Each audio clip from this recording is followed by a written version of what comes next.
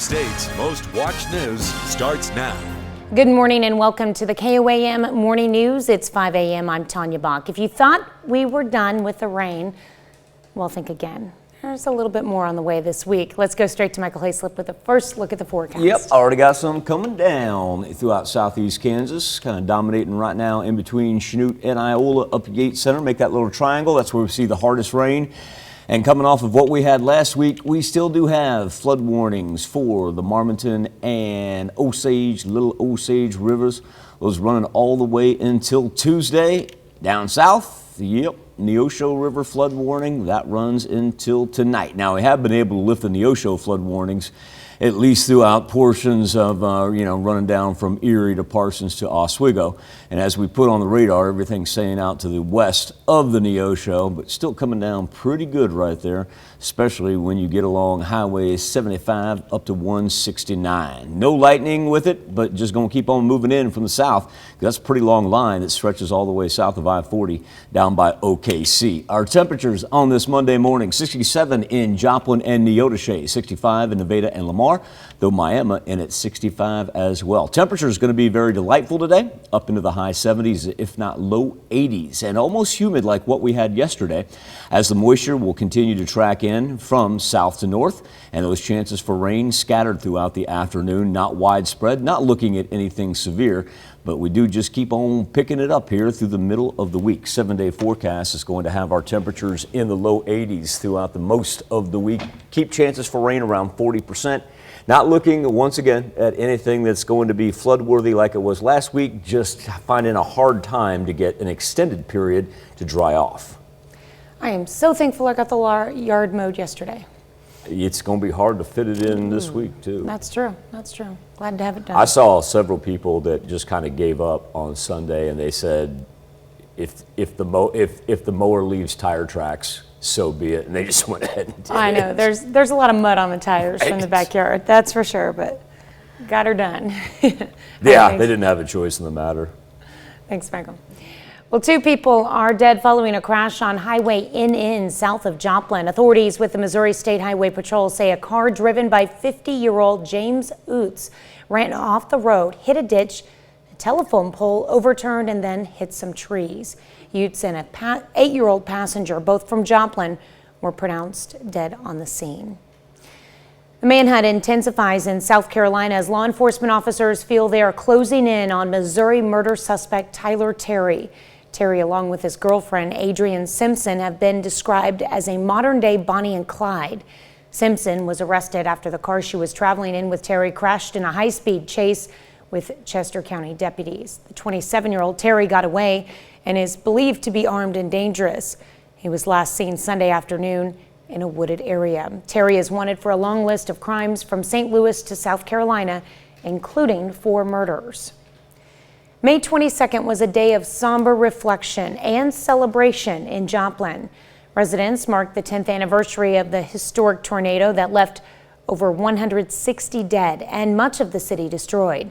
Saturday, thousands of runners from 25 states and even some from across the globe came to run and remember the lives lost on May 22nd. Due to work on the Cornell complex in downtown, the race moved to Cunningham Park, which is considered by many to be ground zero for the tornado. One runner we spoke with says it's great to be able to take part in remembering and reflecting. It's a special feeling because you know of the 161 people that lost their lives and their families that have still survived. It's really special. It touches your heart.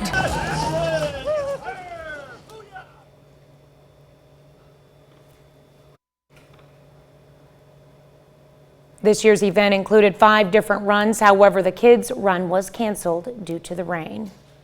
Mercy Hospital provided workers a chance to look back on the events of May 22nd, 2011 all together. The hospital hosted a special ceremony. It was kept small so co-workers could connect and reflect together in a more private way. It is a little more emotional this year, just because we know this is the 10th anniversary, and if for some reason after the storm, there was always talk about, when we get to that 10th anniversary, things will be back to normal. Things aren't really back to normal, if you will. I mean, it's a new normal for us. Mercy opted to host its ceremony on Friday, so workers could also attend the City of Joplin's event Saturday without any scheduling conflicts. St. Mary's Catholic Church works on plans to create a permanent fixture where a cross still stands in Joplin following the tornado. The church says they plan to create something the public can put to use, so they're redesigning it by adding 3 interlocking circles out of concrete displaying the words hope, faith, and charity. St. Mary's says they want to give people a place to gather, pray, and reflect. They hope to complete the project within the next year. Kansas City University held a groundbreaking ceremony on Saturday as they get the ball rolling on their new College of Dental Medicine coming to their Joplin campus. The new dental school will offer a 4-year program that should be up and running for students by the fall of 2023. Within a 125-mile radius of Joplin, Missouri, every single county is considered a DIPSA, or a dental health professional shortage area. And so by bringing not only educators and students to the space to provide oral health care, we're also going to be providing other oral health care practitioners into this area as well to help, provide that need and serve this community.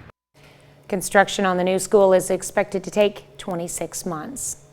Officials in Kansas are concerned about a lack of veterinarians for the state's livestock industry, and they need help from ranchers to fix it.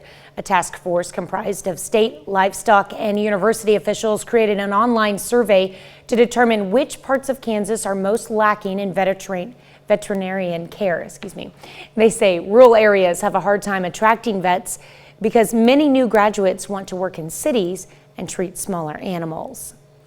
2 single mothers are among a group of women suing Missouri for denying them access to Medicaid health care, as called for in the state constitution. Previously, the governor dropped plans to expand Medicaid after the legislature refused to fund it. Voters last year amended the Constitution to expand access to the health insurance program to hundreds of thousands more low-income adults. Women say they need the health insurance program to get treatment for illnesses, including asthma and diabetes. And some of the residents at Pitt State's Nature Reach got some home renovations done, those residents being raptors, or birds of prey. Evergy's green team headed out to renovate the raptor cages, including replacing lumber, fortifying the roof, and replacing netting with wire. I'm tickled pink. I'm so excited to have a better setup for the birds. It's going to help our students learn how to work with these birds better, and we're setting a good example so they know what the best enclosures should look like and that kind of thing. The renovations will help PSU meet federal standards for raptor housing. It's 5:07. Pretty good line of rain coming through southeast Kansas right now, ranging from the Kansas-Oklahoma state line all the way up to our far northern counties. No lightning, and just got to worry about the flooding coming off of all the rain that we picked up last week. We are going to have scattered showers throughout the course of our afternoon and evening, and then we're going to pick back up again tonight into tomorrow. So while it stays a little bit light here through the afternoon hours, remember we are a far cry from over, as we're going to have another wet week on our hands. See it develop out to the west right there.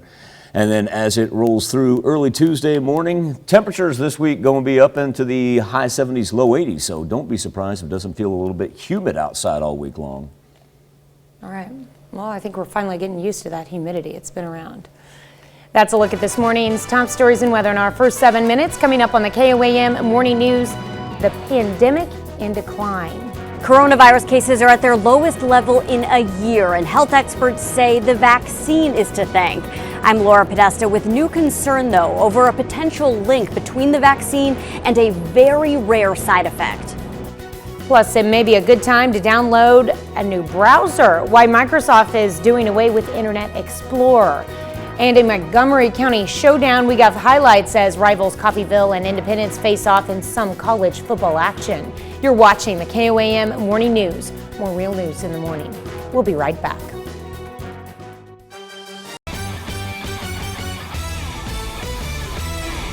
Independence traveled to Coffeyville. Not only a big rivalry game, but also a top 10 matchup. Both of these teams with 2 losses. Those losses actually from the exact same opponents. Final game of the spring football season. We'll pick it up in the first quarter. Brock Doman finds Deontay Wilson wide open in the end zone for the game's opening touchdown. Indy up 12-0 at halftime. But then momentum shifts to Coffeyville. First, the handoff to Courtney Jackson. Jackson space in the middle. Gets by a few defenders. 51-yard touchdown run for Courtney Jackson. Then Independence deep in its own territory. Reese Collier says, give me that sack, give me that fumble. Jalen Schuler with the scoop to score, and the Red Ravens got a lead. 5 minutes remaining. Tail end of a 57-yard from Pat Brown. The Pat Brown touchdown puts Indy back on top 19-16. Coffeyville runs out of time.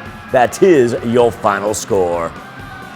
A big part of our plan this week was to jump out and take the lead first. So that actually was a big win for us, just getting on the scoreboard first. And we felt confident in what our defense can do, and that if we get the lead, we can keep the lead, and we did that. While that was going on, you also had the final round of the PGA Championship. Phil Mickelson entering the day with a one-shot lead, a lead that he'll hold on to throughout a dramatic day to become the 2021 PGA champion. Mickelson on 18, 6 under with a two-shot lead as he finds the green, and the crowd, they say, Lefty, we got you. Swarmed by hordes of fans as he makes his way to the 18th. An easy tap in, 6 inches does it. Mickelson, his 6th major in making history, becoming the oldest winner of a major at 50 years old. After a tough losing streak, Kansas City Royals working to get back on track in the last week. They have won 5 of their last 8 games and finishing up a series with the Detroit Tigers. Tigers lead 2-0. Whit Merrifield, chance to get on base. Oh, Robbie Grossman slides in with the grab. Royals do find a run in the 7th, then down 1 in the 9th. Carlos Santana. Woo-hoo! 2-run shot for Santana. That's right. Walk that off, my man. Royals find a way to win it at home. Final score, 3-2. Got it twice on the bottom of your screen. How about that? Cardinals sit at the top of the Central Division in the National League, looking to take 2 out of 3 from the Cubs. This is a good one. It was deadlocked at 0 when we went to extra innings. Remember, you start with that ghost runner on second base. Well, the Cubs open it straight up with a Javier Baez home run in the 10th inning to go up 2-0. Now, the Cards do respond with their ghost runner. It's a Nolan Arenado sac fly that scores Paul Goldschmidt, but that's all the Redbirds muster as Chicago wins this one 2-1. Pittsburgh State survived not just 1, but 2 elimination games on Friday. Battled their way to a spot in the championship game in a rematch against Central Missouri. Now, the Gorillas fell to the Mules 9-5 on Thursday. Saturday, Central Missouri leads 6-1 in the 5th inning. As the pitch comes in, Micah Evans takes off from third. Oh, he just stole home. What a play by Evans. Then Cruz Aranda, finds a gap in center. Here comes Mason Hartman. All right, Mules do not let up, though. Next inning, Evans right back up the middle. That scores 2. Central Missouri rolls by Pitt State 11-2, and the Mules claim the MIAA title. Rough Riders with a chance to punch a ticket to the World Series as Crowder College facing Eastern Oklahoma State for the second time in 2 days. Now, Crowder won the first meeting 8-2. For meeting number 2, we start in the bottom of the 2nd inning. Rough Riders are up. Chaz Poppy smokes one right off the wall. Frankie Cicerello hustles in from second. Top of the 3rd now, Austin Albright. Get up, get out, get some. Over the left field wall. Next inning, Albright again. This time down the right field line. Cole Broughton scores. We're all tied up, but Josh Patrick gives the Rough Riders back the lead. That's how you punch a ticket right there. Crowder pulls away, wins it 9-4 to claim the district titles. Rough Riders headed to the Junior College World Series. Still to come on the KOAM Morning News, officials call off an ultra marathon in China after nearly 24 people die in the race. How extreme weather played a factor, and a check on our 7-day forecast when the KOAM Morning News returns.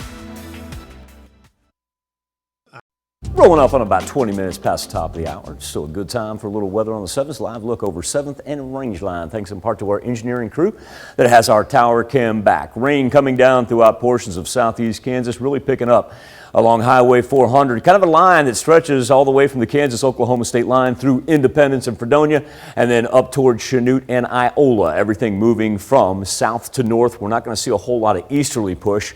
Everything that we see out to the east right there, that's a whole lot of residual picked up by our sweeping radar. So not so much precipitation to the east, mainly just dominating southeast Kansas. But as we push on the other side of the Missouri state line, we do have flood warnings for the Osage and Little Osage rivers lasting until Tuesday. And then down to the south, we also have a flood warning for the Neosho River in Ottawa County, Oklahoma. 67 in Joplin, let's roll 66 in Parsons, and 63 in Monette right now. Big ridge of the jet stream, that's a good indicator if it gets that high above us and right over us that we're going to have some warm temperatures for today, and we will make it up into the high 70s, low 80s, even with mostly cloudy skies. We will also, too, have scattered rains that will persist through the afternoon hours and actually carry us into Tuesday morning. It's not widespread, it's not serious, it's not going to bring us the amounts that we had last week. It just doesn't give us a chance to dry out. As a matter of fact, our rain chances are going to stay with us all throughout the course of the week with temperatures all the way up in the 80s until the weekend. Time now to turn our attention to the KOAM News Now Facebook page. Our morning Insta poll is Microsoft phases out Internet Explorer. Instead, it's focusing on what it calls the Edge browser. Actually started back in 2015. Now, Explorer has been fading as more users have switched to Google Chrome, Safari, Firefox. Our question to you on our Insta poll, what's your internet browser of choice? Let us know which one you prefer by going to KOAMnewsnow.com/vote on that browser you prefer. We'll be back with Healthwatch right after this. Topping Healthwatch this morning, coronavirus cases are at their lowest in nearly a year, largely due to the effectiveness of the vaccines. Health officials say a new concern about heart inflammation in kids who've received the shot, something they say is extremely rare and very treatable, should not discourage anyone from getting inoculated. Laura Podesta has more. The 7-day average for new coronavirus cases in the U.S. is less than 30,000, about a tenth of what it was at the January peak. These Massachusetts high schoolers can thank the vaccine for their senior prom. I believe it was 71% of our seniors as of Monday have been vaccinated. In 9 states, at least 70% of adults are partially vaccinated, but in 10 others, mostly in the South, less than half have gotten 1 dose. We've all been concerned about this new variant. British health officials found the vaccines are effective against a variant first discovered in India, which is circulating in the U.S. The message for everybody watching this, which comes from this data, is that getting the second jab is vital. Epidemiologist Dr. Arthur Reingold says vaccinating new people now requires chasing them down. Going to community centers, going to farmers markets, whatever it is, but going to where the people are. The CDC is investigating some rare cases of heart inflammation among vaccinated teens and young adults. These are complications that were not totally unexpected, but are very, very rare and manageable. Whereas I can't emphasize it enough, the virus can be deadly. The health agency has not found more cases than expected in the general population and still encourages everyone 12 and older to get vaccinated. Laura Podesta, CBS News. CDC says the complications were more common in males than in females and showed up about 4 days after the second dose of the Moderna and Pfizer vaccines. Patients with irritable bowel syndrome reported fewer symptoms during COVID-19 lockdowns, which is opposite of what doctors had expected.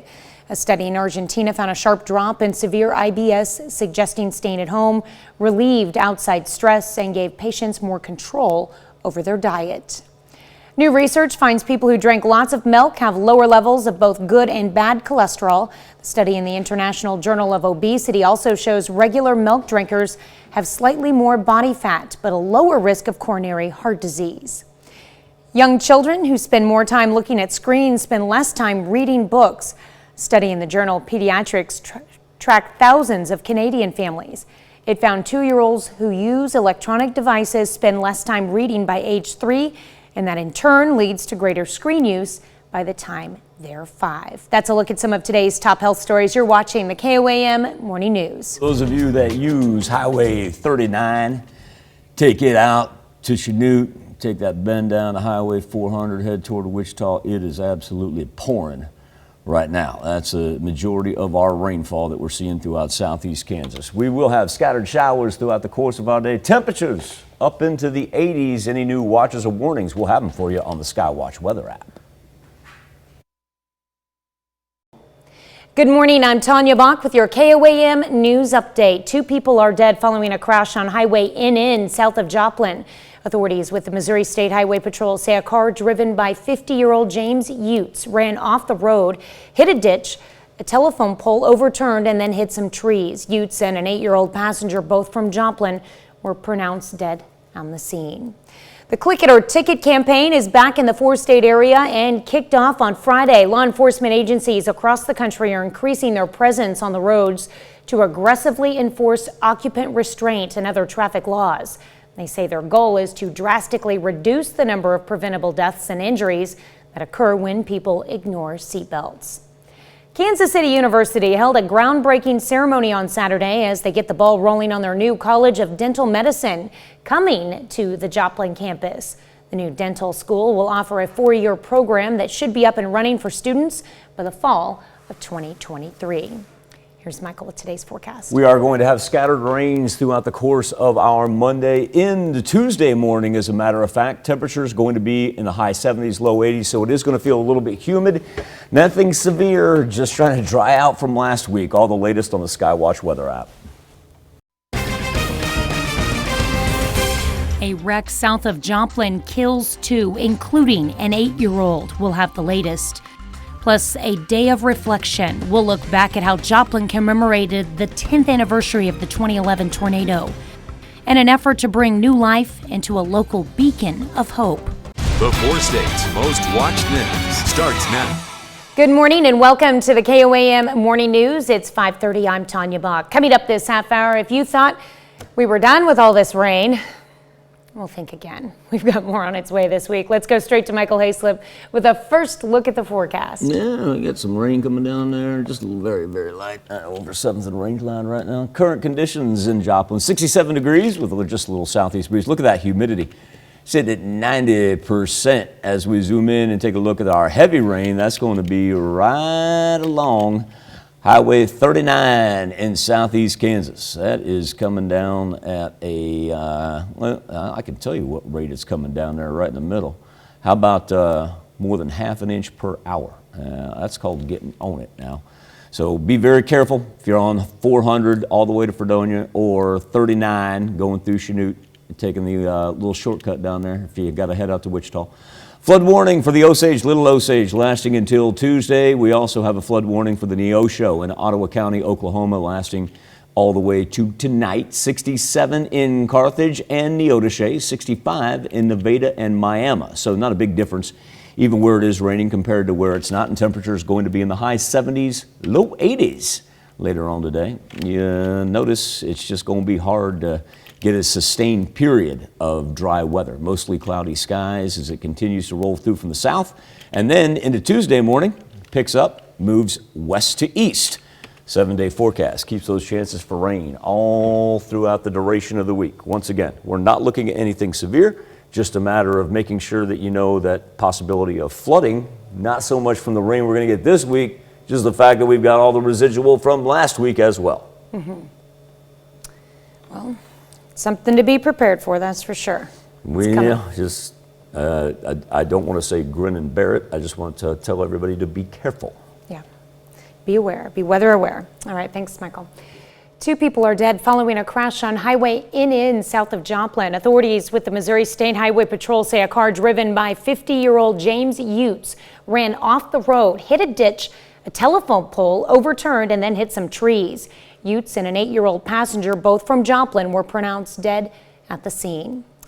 May 22nd was a day of somber reflection and celebration in Joplin. Residents marked the 10th anniversary of the historic tornado that left over 160 dead and much of the city destroyed. Saturday, thousands of runners from 25 states and even some from across the globe came to run and remember the lives lost on May 22nd. Due to work on the Cornell complex in downtown, the race moved to Cunningham Park, which is considered by many to be ground zero for the tornado. This year's event included 5 different runs. However, the kids' run was canceled due to the rain. More than 75,000 volunteers came to Joplin 10 years ago, all with the goal of helping the city recover. Convoy of Hope was among several organizations that came to Joplin to help immediately and in long-term recovery. The organization helped with cleanup and aided first responders. The months and years after, they helped build several new houses. One of the members who was here 10 years ago says it's a good feeling to be back.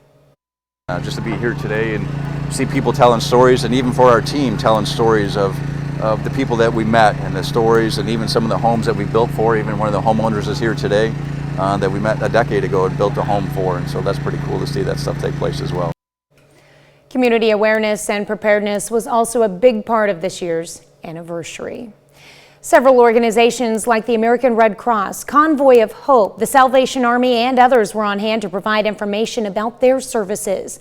All of them played a vital role in the response to the disaster and want to make sure that residents know they're still here to help no matter what happens. It's a highly emotional time, and when we are in our emotions, it's real easy to slip into fear and worry, right? And so getting this information, learning where support services are, it only helps to shore up our peace and calm and avoid some of that anxiety. St. Mary's Catholic Church works on plans to create a permanent fixture where a cross still stands in Joplin following the tornado. The church says they plan to create something the public can put to use, so they're redesigning it by adding 3 interlocking circles out of concrete displaying the words hope, faith, and charity. St. Mary says they want to give people a place to gather, pray, and reflect. They hope to complete the project within the next year. Anyone looking to adopt a wild horse or burro got the chance to do so in Girard over the weekend. The Bureau of Land Management hosted an adoption event featuring 80 wild horses and burros. The Bureau offers $1,000 to adopt any of the untrained animals. The Bureau periodically removes excess animals from public lands to control population growth, and those animals then get put up for adoption at events like this. Again, we're just too full out west. We have too many roaming out west. We have too many in our government corrals.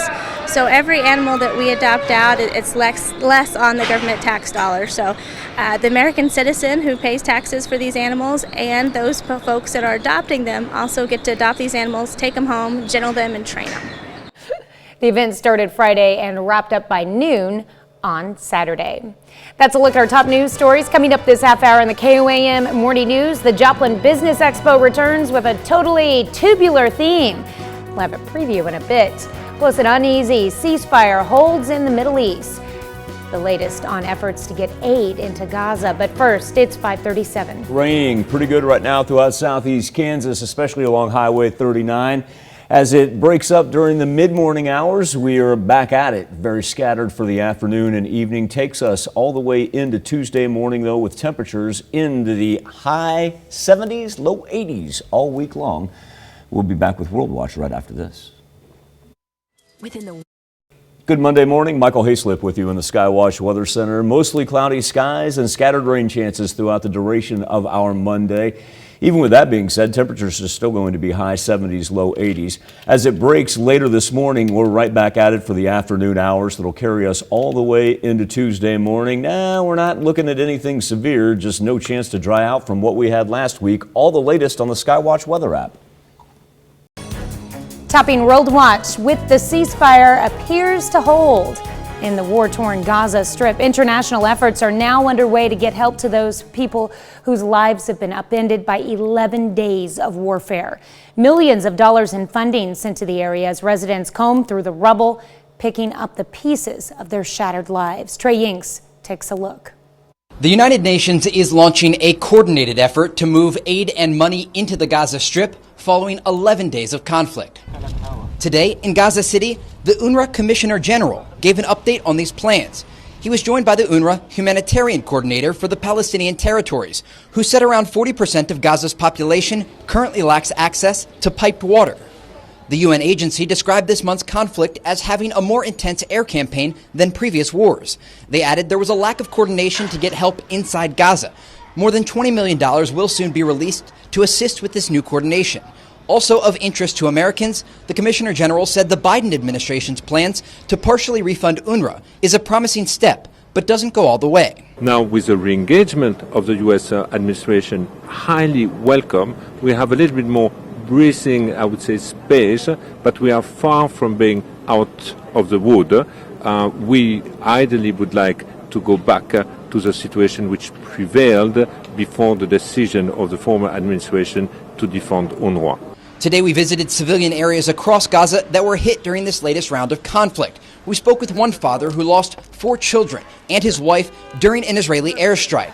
He said still he wasn't hateful towards the Jewish state, but was frustrated this happened to the Palestinian people, adding he was preparing to become a paramedic.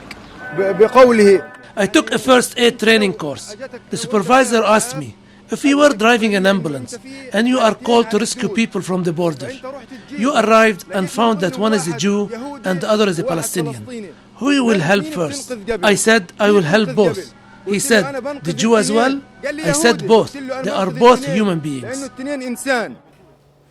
There are questions about whether or not this ceasefire will hold. The Israelis launched mock air raids along the Gaza Strip yesterday in the northern border between Israel and Gaza. The area's crossing remains closed.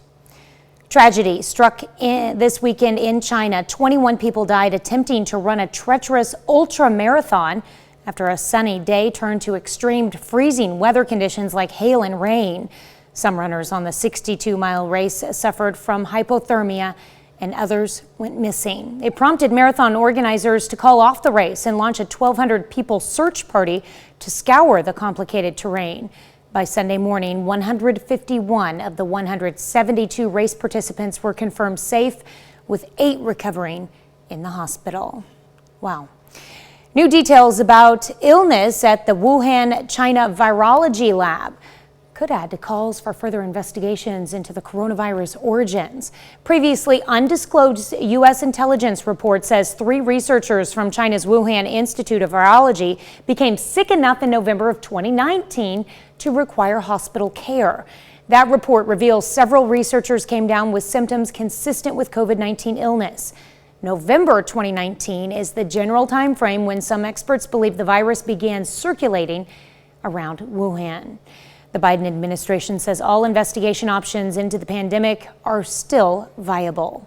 That's a look at some of your biggest headlines from around the world. Let's toss it over to Michael for our Something to Talk About. Thank you, Tanya. This morning on the KOAM News Now Facebook page and our morning Insta poll, Microsoft is phasing out Internet Explorer, now focusing on what it calls its Edge browser, and it actually started back in 2015. Explorer's been fading as more users switch to Google Chrome and Apple Safari. According to a web analytics firm, Internet Explorer had less than 2% of the global browser market for desktop computers in April. So with that being said, let's take a look at our Insta poll results for this morning, where we're asking what's your Internet Explorer of choice, browser of choice.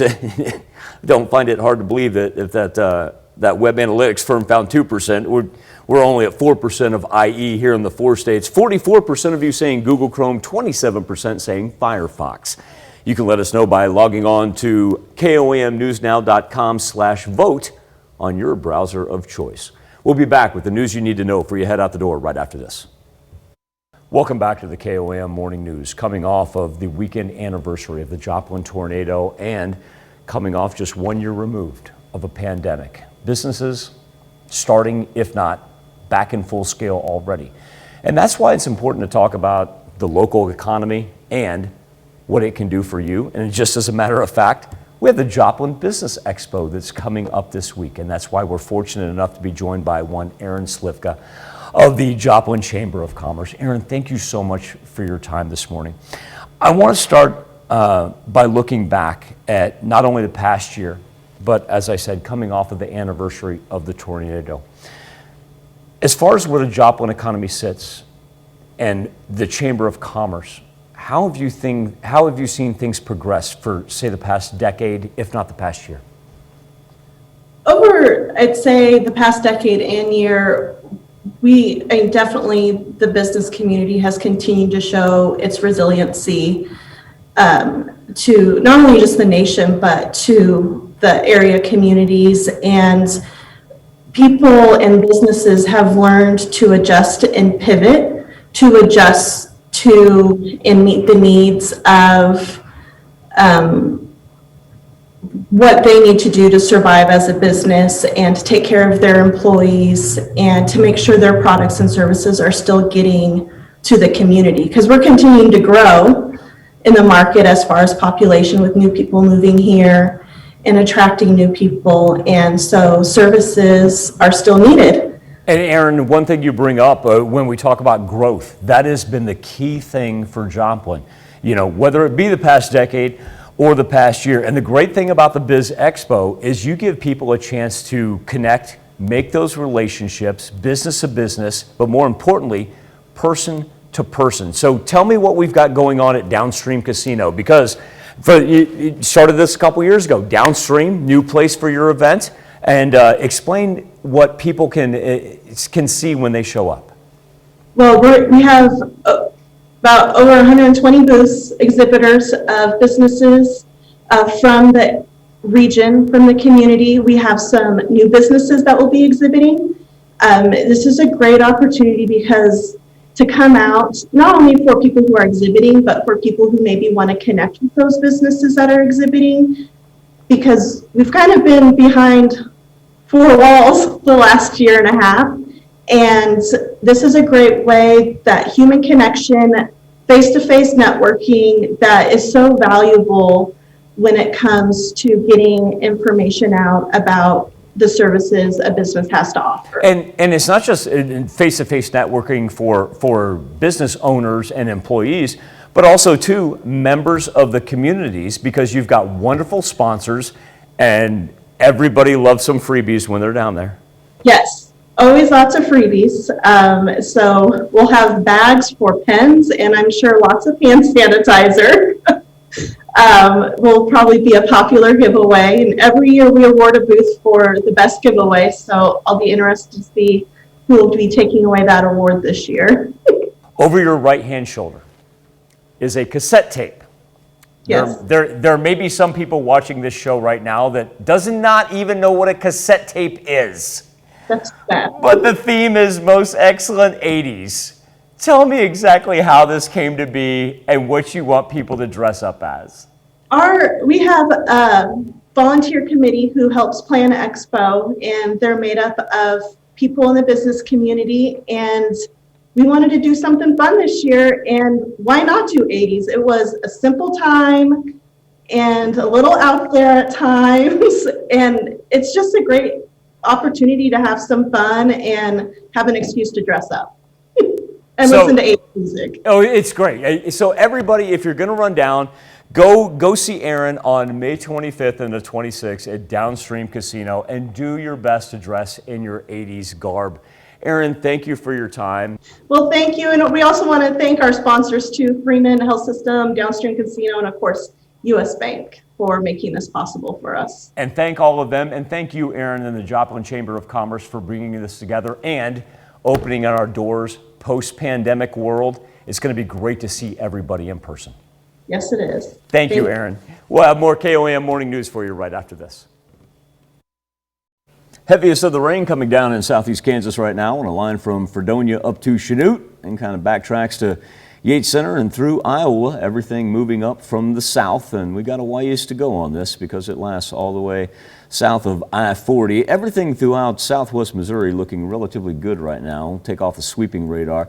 We are starting to pick up some light rain that's moving through Delaware County toward Ottawa County and northeast Oklahoma, and a little bit headed through northwest Arkansas up toward McDonald County. Mostly cloudy skies throughout the course of our Monday. Temperatures up into the high 70s, so may feel a little muggy this afternoon as the precipitation from the Gulf continues to roll through. Scattered rain in the afternoon hours. Not looking at a complete washout, but then we're going to take it all the way into Tuesday morning as well. We'll be right back with more KOAM morning news right after this.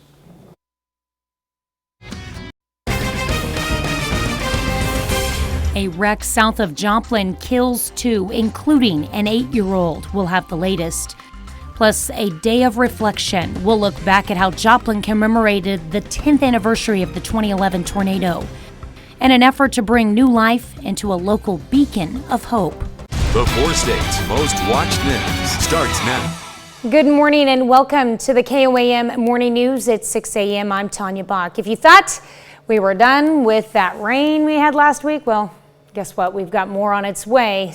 Let's go straight to Michael Hayslip with the first look at your forecast. Yeah, not too bad outside of Television City right now, but it's going to be different here when we get to the radar. There's a live look over 7th and Range Line. Special thanks to our engineering crew for getting us back up and rolling right there, as it really is kind of a neat looking sky. 66 degrees is where we stand right now in Joplin, but let's go ahead and talk about our rain throughout southeast Kansas, as it's coming down at a really good rate, especially from Fredonia to Chanute up through Yates Center and Iola. As a matter of fact, we were looking at more than ½ an inch of precipitation an hour earlier. Well, now we're up to 1.34 inches an hour.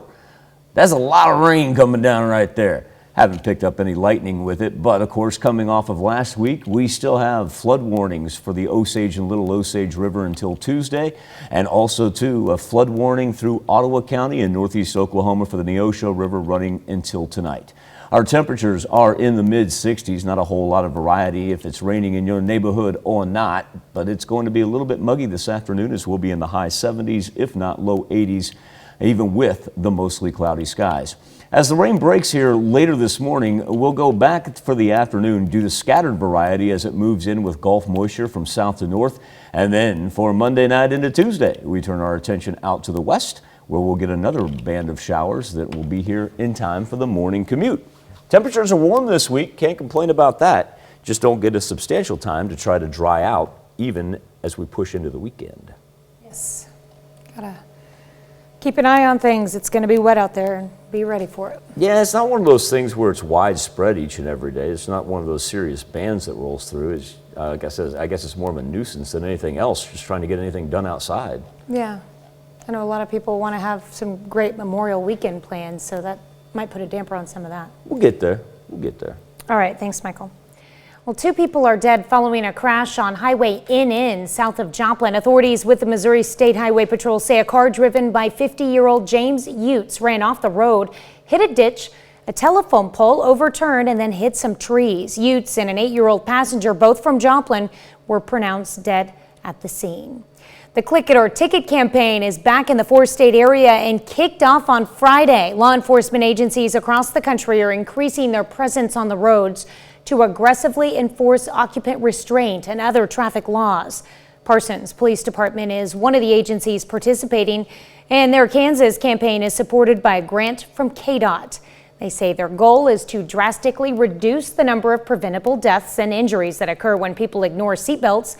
And note that half of all Kansas road fatalities occur among people who are not wearing them. The family of a man injured in a train accident thanks the mayor of Joplin for saving that man's life. It happened Thursday while Mayor Ryan Stanley was on his way to a meeting at City Hall. That's when he encountered a man underneath a stopped train at Murphy Boulevard. As the train cleared out of the way, the mayor noticed that the man's left arm had been severed and quickly jumped into action. Mayor Stanley used his necktie as a tourniquet and comforted the victim until first responders arrived. According to the victim's brother, the man got under the train to retrieve a lost cell phone. Mayor Stanley urges people to be considerate of the victim and his family. We have 2 choices. We can react with compassion, or we can react with judgment. And I would always say that reacting with compassion is always the right choice. The brother of the man who lost his arm in the train accident says the victim does not have health insurance. The family has set up a GoFundMe. You can find a link to it in this article on KOAMnewsnow.com.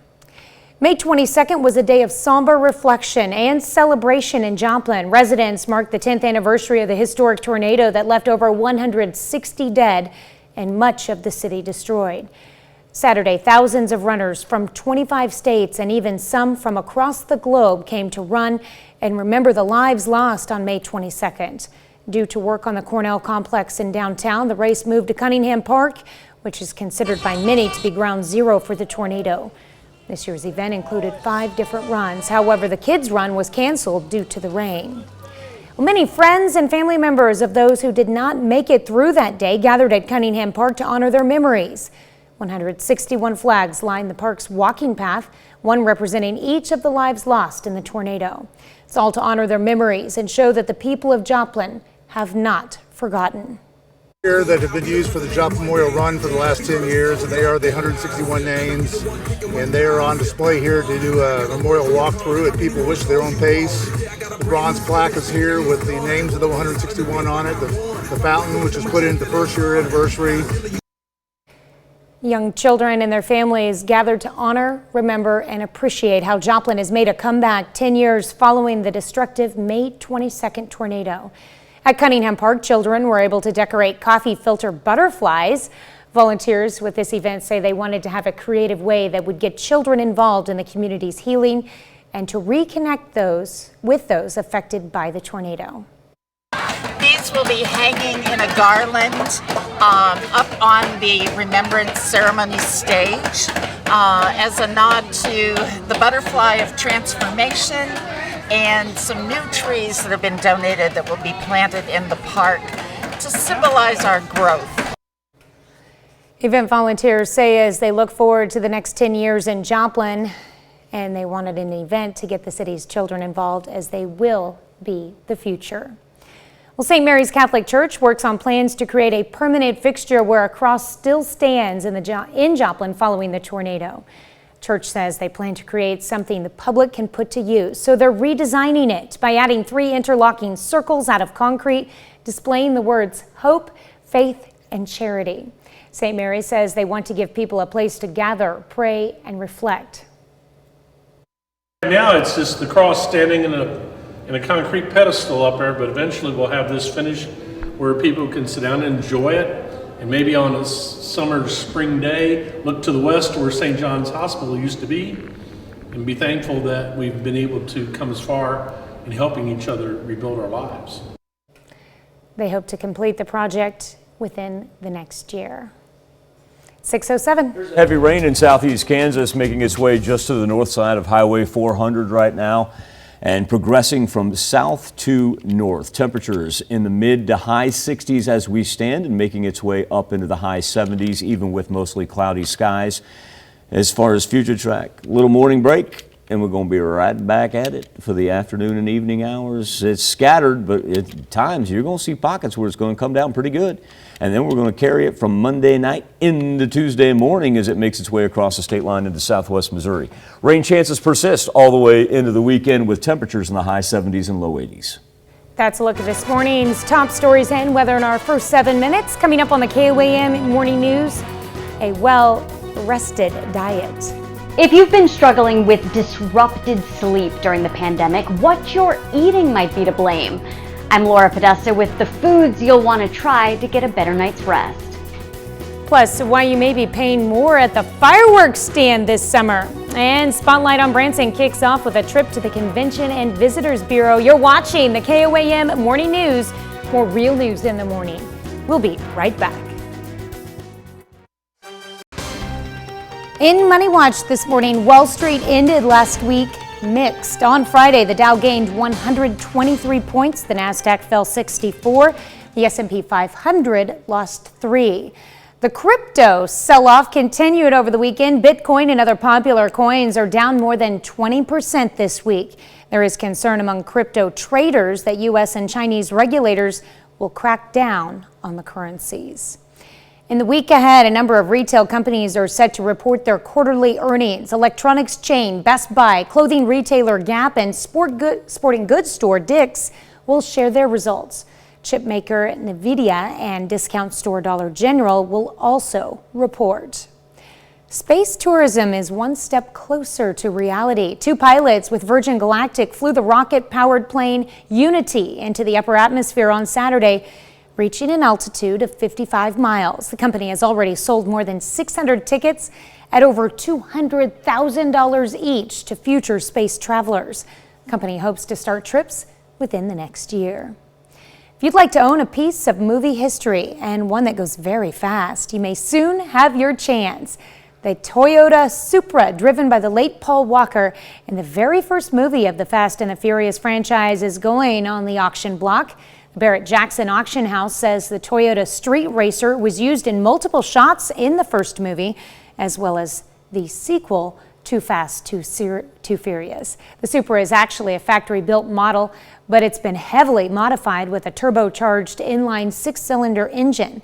The auction is set for Barrett Jackson's big auto auction in Las Vegas, June 17th through the 19th. That car inspired a lot of street racers, I do recall. With a little more than 1 month until stands begin selling fireworks in the 4 states, we're already learning about a problem that could impact 4th of July celebrations. Prices are going to go up for some of your favorite items. What you paid $1 for last year could go up to $1.50 this year. Lily Wu finds out why. You look up to the sky to see these fireworks, but this Independence Day, the prices may also go up. The biggest message is don't get sticker shock. Patrick Dillman, owner of 3D Fireworks, says shipping for his fireworks have skyrocketed. Our freight shipping went from $9,000 a container to $24,000 a container. So just the increase in cost of fireworks, increase the cost of shipping, you're going to see 25 to 30% increase on retail sales price. And it's not just the prices going up. Supply is going down, especially for some of your favorite items. Before COVID, fireworks was actually pretty straightforward. We ordered it. 99% of what we ordered would come in on our containers. The past 2 years have been really trying to get that product in, get what people want in. The Police and Fire Festival at Andover Central Park will not have a fireworks display on June 5th. They posted on Facebook that COVID has caused a fireworks shortage for their friends at Wholesale Fireworks. It's just due to shipping, due to the shutdown. There's just not near as much product here, and that obviously is going to cause pricing to go up. If you plan to buy fireworks, Dillman says get what you want early. Supply and demand is going to be huge, and a lot of the stuff, the small stuff that you're used to getting every year is going to run out in the first 2-3 days, and then it's going to be what's there. There's your warning. That's it for Money Watch. We'll be right back. 6:17, roll a little weather on the 7s with a good band of rain working through southeast Kansas right now from south to north, especially right in between Fredonia and Yates Center. We're seeing a little easterly push right here on the north side of Highway 400 headed towards Chanute as well. Still have flood warnings in effect for the Osage and Little Osage rivers running until Tuesday, as well as the Neosho River in Ottawa County down in the Commerce-Miami area until tonight. 66 in Joplin, 67 in Parsons, and 64 in Nevada. So not a wide spread of temperatures. Got what's called the heat dome east of the Mississippi. They're going to have some record-breaking temperatures for this time of year. Ours are going to be very comfortable, just sporadic rain throughout the course of our 7-day forecast. Mostly cloudy skies still into the upper 70s today. As we progress through future track here, you'll notice how we get a little mid-morning break. Then we go scattered variety for the afternoon and evening hours. Then turn your attention out to the left-hand portion of your screen for Monday night into Tuesday morning, as we'll have a development that'll move across the Missouri state line. Going to be warm and muggy each and every afternoon. And while it's not severe, it still doesn't give us much of a chance to dry out until we get to the weekend. Now it's time to kick off our Spotlight on Branson series. What a kickoff spotlight on Branson. We are starting with none other than the Branson Chamber. And here with me is somebody with the Branson Chamber, Lynn Berry. Hi, Lynn. Hi, it's so good to have you guys here. We missed you. I know, yes. 2020 was a lost year for many. We weren't able to do this last year. But here we are. 2021 is a different story. And so let's just start off talking about that and the resurgence that Branson is having. Very much so. We had one of our best spring breaks ever in Branson, and the tax revenue is showing that people are returning and they want to get back out. We welcome everyone to come and plan their vacation in Branson. Absolutely, and a great time to do it right before Memorial Day, of course. That's right. So for those people who may not have been able to come here last year, or even people who haven't been here in 5 or 6 years, let's tell people about what's new and what they can experience when they come to Branson. Let's talk about what's new. And the biggest thing out there on the entertainment district is going to be Jesus at Sight and Sound Theater. Be sure and come see that incredible story. You know, they've been doing Bible stories at Sight and Sound for a decade here in Branson, and they've jumped into the New Testament. So that'll be a lot of fun to see that, y'all, and very inspirational. Don't ever miss that giant octopus. How can you miss it? Up on Highway 76. Take the kids, take mom, take grandma. This is so much fun. Aquarium at the boardwalk. It is very much educational entertainment for everybody in the family. Yeah, it looks like a blast, and can't wait to go there myself. Wonderful. Branson obviously has been a popular destination for years, but I understand for the 10th year in a row, you guys have received a prestigious designation. So tell me about that. Very much so. TripAdvisor, according to the compilation and the total of all of the good things that are said about Branson on tripadvisor.com, we rank as the number 16 best U.S. destination. Oh, wow. Wow. We have really done it. That is awesome, Lynn, and I can definitely attest to that. It's a place for everybody, and certainly a place you'll want to visit here in 2021. So come out to Branson, hit up those places that Lynn talked about, and so much more. When wind and hail break. Topping Healthwatch this morning, millions of Americans have been struggling with disrupted or interrupted sleep during the pandemic. But if you're counting an ever-increasing number of sheep at night, you might want to look at your diet. Laura Podesta checks the grocery list for foods that may help you get more Z's. Yoga instructor Bethany Lyons has a lot on her plate. She launched her own company during the pandemic, teaching online classes daily. She says healthy snacking is a must. I eat raw almonds, I eat roasted almonds, I eat salted, unsalted, any kind of almond that there is. Those nuts may also be helping her sleep at night. So you're a deep sleeper. Do you think your diet contributes to that? 100%. I think sleep and our energy and all of it is very holistic, right? So it's like the way we live our entire lives. Nutrition expert Dr. Nicola Vina says there's a reason people who snack on almonds, walnuts, and pistachios might toss and turn a little less at night. They have high amounts of magnesium, which has been thought to help improve sleep. Another surprising sleep aid, Tart cherry juice. It contains a small amount of melatonin, and melatonin is a hormone that we have naturally in our bodies that rises right before we fall asleep. Michael Tanney says he drinks cherry juice a few times a week after dinner. If I have it at night, I have no issues falling asleep, which is not always the case with other fruits or juices because of the sugar. Turmeric, the key ingredient in golden milk, is known for its anti-inflammatory properties, which are associated with good sleep. Alcoholic drinks, which might make you feel sleepy at first, can disrupt your REM cycles. Besides ditching alcohol, experts recommend cutting off caffeine after 4 p.m. and avoiding high-fat or heavy meals before bed. Lyons also prioritizes exercise. She says those good habits help her rest a little easier. Laura Podesta, CBS News. Other lesser-known foods that may hurt your sleep are tomatoes due to their high acidity in content. Meat and cheese pizza are also bad because they contain higher levels of the amino acid tyramine, which makes you feel alert. Schools that have programs to test for COVID-19 might have a better chance at keeping in-person instruction and extracurricular activities. The CDC published a study which looked at Utah students who tested for COVID-19 every 14 days in order to be allowed to continue extracurriculars. Researchers credited the testing programs with preserving 95% of planned athletic events and for saving days of in-person instruction among all the students tested in participating schools. The CDC also released a new study about mask wearing in elementary schools. Elementary schools which improved ventilation and mandated face masks for staff had much lower COVID-19 cases than other schools. It found the schools which took the measures showed 37% lower cases compared to those who did not. The study's authors note installing air filtration systems can be costly for many districts, but even opening windows or switching on a fan lowered cases by 35%.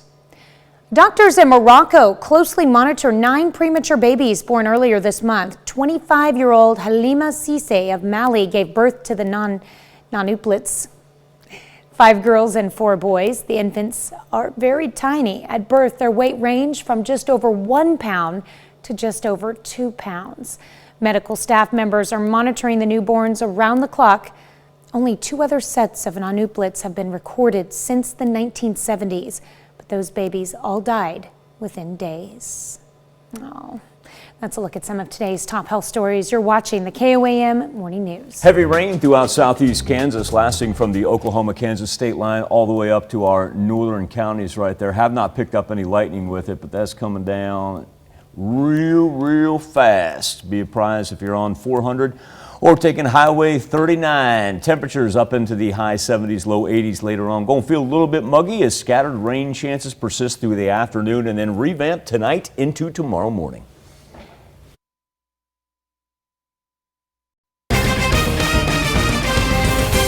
A wreck south of Joplin kills 2, including an 8-year-old. We'll have the latest.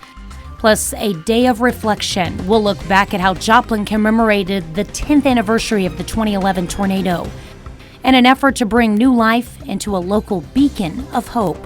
The 4 states' most watched news starts now.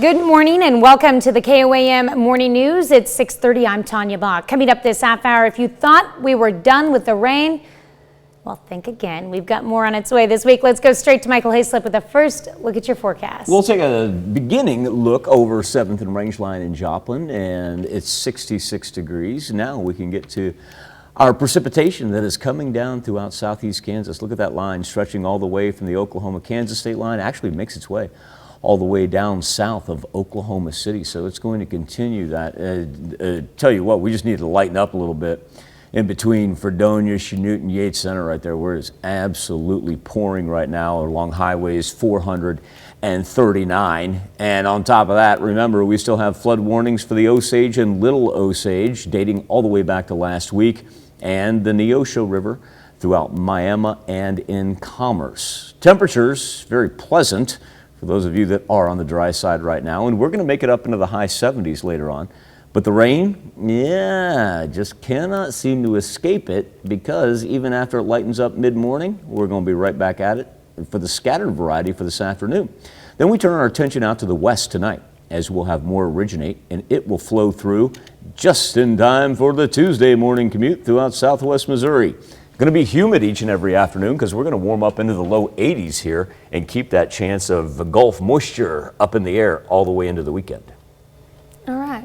Well, it's going to rain. Get used to it. We'll deal with it. We're used to it here recently, that's for sure. Yeah, that's for sure. All right. Thanks, Michael. Well, 2 people are dead following a crash on Highway NN south of Joplin. Authorities with the Missouri State Highway Patrol say a car driven by 50-year-old James Utes ran off the road, hit a ditch, a telephone pole overturned, and then hit some trees. Utes and an 8-year-old passenger, both from Joplin, were pronounced dead at the scene. May 22nd was a day of somber reflection and celebration in Joplin. Residents marked the 10th anniversary of the historic tornado that left just over 160 dead and much of the city destroyed. Saturday, thousands of runners from 25 states and even some from across the globe came to run and remember the lives lost on May 22nd. Due to work on the Cornell complex downtown, the race moved to Cunningham Park, which is considered by many to be ground zero for the tornado.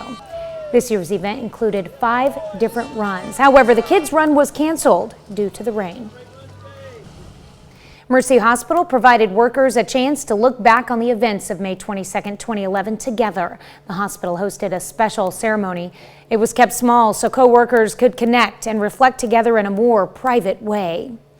And community awareness and preparedness was also a big part of this year's anniversary. Several organizations like the American Red Cross, Convoy of Hope, the Salvation Army, and others were on hand to provide information about their services. All of them played a vital role in the response to the disaster and want to make sure that residents know they're still here to help, no matter what happens. St. Mary's Catholic Church works on plans to create a permanent fixture where a cross still stands in Joplin following the tornado. The church says they plan to create something the public can put to use. So they're redesigning it by adding 3 interlocking circles out of concrete, displaying the words hope, faith, and charity. St. Mary's says they want to give people a place to gather, pray, and reflect, and they hope to complete the project within the next year. The first industrial hemp processing plant in the Midwest is set to open in Great Bend, Kansas next week. After decades of being outlawed, Kansas legalized growing hemp again in 2019, and that's when the Baldwins began farming it. The only problem, there weren't any industrial hemp fiber processing plants for hundreds of miles. That's why the Baldwins decided to take the challenge on themselves, soon opening the state's first processing plant for hemp fiber and grain. And after that, the opportunities for what can be manufactured from it are endless. Anything that plastics are made out of now, textiles, clothing, rope, animal bedding, wood replacement, you name it. They plan on starting next week, running last year's crop through their new machines. With a processing plant in the middle of the state, they hope it encourages more farmers to start growing hemp. Work continued on the Hernando de Soto Bridge Sunday to repair the key span over the Mississippi River. Tennessee Department of Transportation Commissioner Clay Bright tweeted these photos to show the progress being made. The bridge carries traffic between Memphis and eastern Arkansas.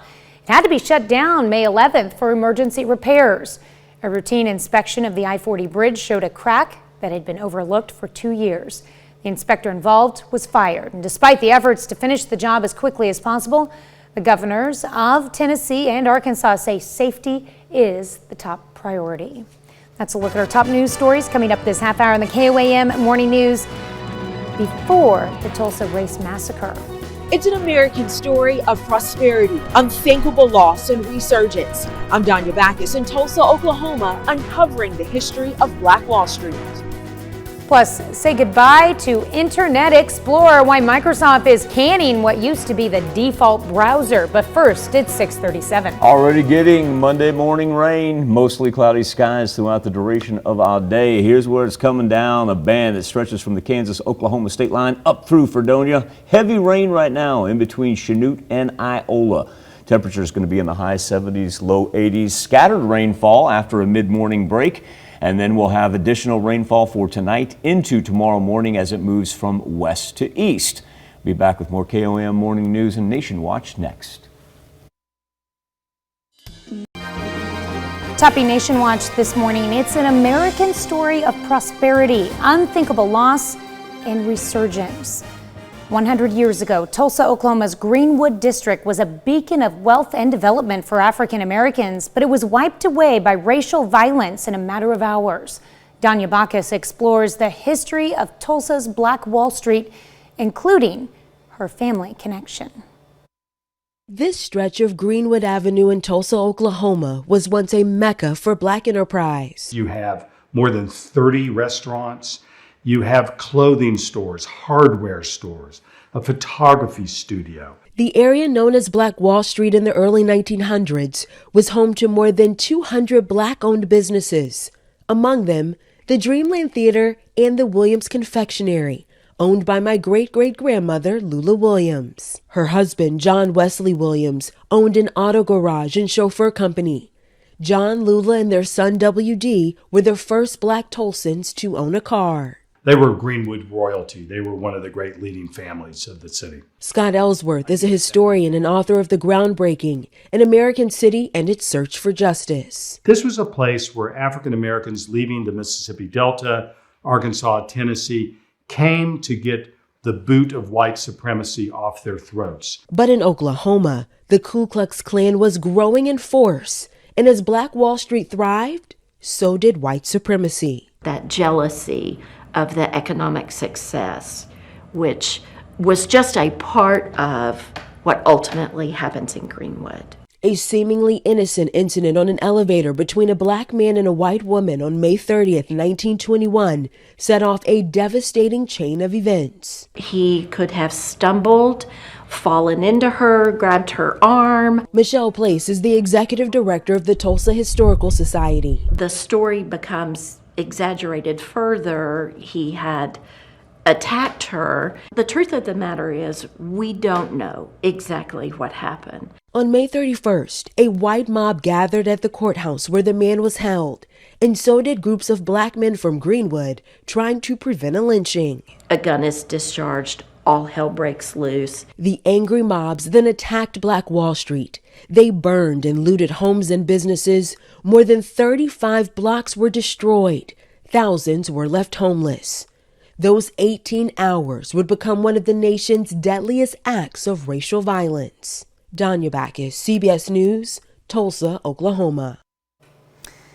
On Wednesday, Danya digs deeper into the horrific events of the massacre, including what her family experienced. And then on Monday, May 31st, Gayle King will host a CBS News special, Tulsa 1921, an American tragedy. The primetime special airs actually October 9th, right here on KOAM. National Guard troops were deployed to Washington, D.C. following the January 6th storming of the U.S. Capitol. Are set to leave today. A person familiar with the plan told the Associated Press the nearly 2,200 troops' mission ended on Sunday. That's a look at today's top national stories. Let's check back in with Michael for something to talk about. Thank you, Tanya. This morning on the KOAM News Now Facebook page in our morning Insta poll, Microsoft beginning phasing out Internet Explorer as a browser. Instead, Microsoft focusing on its Edge browser, and it actually started back in 2015. Now, Explorer has been fading. You have more users switching to Google Chrome and Apple Safari, and according to web analytics firm StatCounter, IE had less than 2% of the global browser market for desktop computers in April. It's a little bit more on our morning Insta poll. Right now, 8% of you say that you're using IE. Google Chrome, our runaway winner right now, with 48% of the vote, followed by Firefox with 16%. You can make your voice heard. Let us know what browser you're using. Use that browser. Go to komnewsnow.com/vote. We'll be back with birthdays and anniversaries right after this. Final look at our morning Insta poll as Microsoft says it's phasing out good old Internet Explorer. It's going to promote Edge. And Edge has actually been around since 2015. It's really not anything new. That's just what they're going to make. That's going to be their mainstay from now on. But our question to you is, what are you logging on and using? Look at that, 50% at Google Chrome. I actually thought Firefox would have a little more of a bump than the 13% we see there on the bottom. And 6% of you now using Edge, only 8% using IE. And remember, each and every morning you can take part in our Insta poll using no matter what browser you have. Just go to komnewsnow.com/vote. Tanya? All right, thanks, Michael. Here's a check of today's top headlines, the news you need to know before you head out the door. The CDC says most fully vaccinated Americans no longer need to be tested for COVID-19, even if exposed to an infected person. Health officials say those who are fully vaccinated face minimal risk of developing serious illness or passing it along to others. 2 people are dead following a crash on Highway NN south of Joplin. Authorities with the Missouri State Highway Patrol say a car driven by 50-year-old James Utes ran off the road, hit a ditch, a telephone pole, overturned, and then hit some trees. Utes and an 8-year-old passenger, both from Joplin, were pronounced dead at the scene. The Click It or Ticket campaign is back in the 4-state area and kicked off on Friday. Law enforcement agencies across the country are increasing their presence on the roads to aggressively enforce occupant restraint and other traffic laws. Parsons Police Department is one of the agencies participating, and its Kansas campaign is supported by a grant from KDOT. They say their goal is to drastically reduce the number of preventable deaths and injuries that occur when people ignore seatbelts, and note that half of all Kansas road fatalities occur among people who are not wearing them.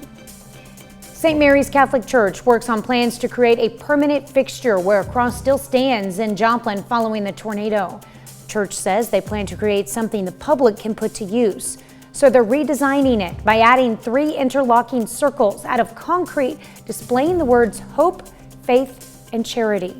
St. Mary's say they want to give people a place to gather, pray, and reflect, and they hope to complete the project within the next year. That's a check of today's top headlines, the news you need to know before you head out the door. Here's what we got. Final look at the Skywatch storm tracker with the heavy rain throughout southeast Kansas. Pretty good line, lasts all the way from the state line to our far northernmost counties and starting to filter into portions of the central part of the 4 states as well throughout Cherokee County, albeit very light right now.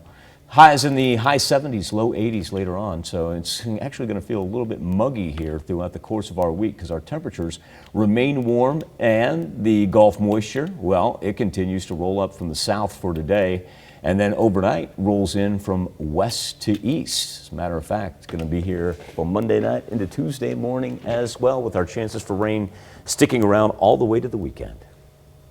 All right, well, coming up today at noon, we're making crispy honey mustard wings in the Mr. Food Test Kitchen. Of course, your morning news continues on KOAM. CBS Morning News, that's coming up next. Or you can switch on over with us on Fox 14, where your only local morning news continues. What do you want to do this morning?